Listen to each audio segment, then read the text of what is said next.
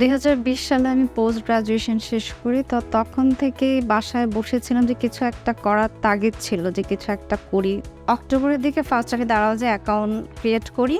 যেহেতু আমি একজন মেয়ে মানুষ, আমার জন্য জার্নিটা সহজ ছিল না।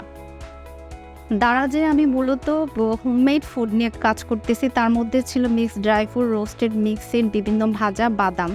তো খাবার আইটেম সেহেতু প্রথম দিকে আমার কাস্টমার খুঁজে পাওয়াটা খুব টাফ ছিল। সেক্ষেত্রে দারাজ আমার গেম চেঞ্জার হিসেবে কাজ করেছে।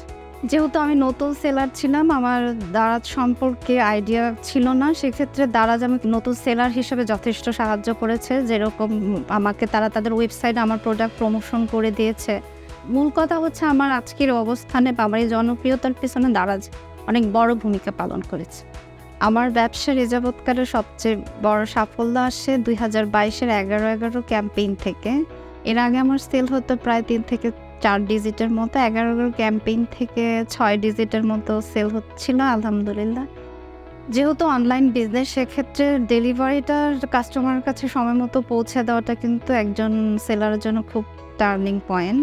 আমাদের অর্ডারকৃত প্রোডাক্ট আমি রেডি করি, সেটা আমার ভাই হাবে পৌঁছে দেয়। পৌঁছে দেওয়ার পর ডেলিভারি নিয়ে আমাদেরকে কোনো রকম চিন্তা করতে হয় না, কারণ ডেলিভারির সব কিছু দারাজ হ্যান্ডেল করে থাকে। আর দারাজের এই জিনিসটা আমার সবচেয়ে বেশি প্লাস পয়েন্ট মনে হয়।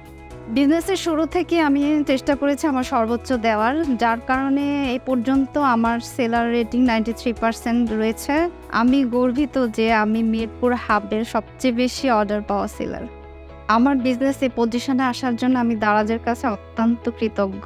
Thank you Daraz.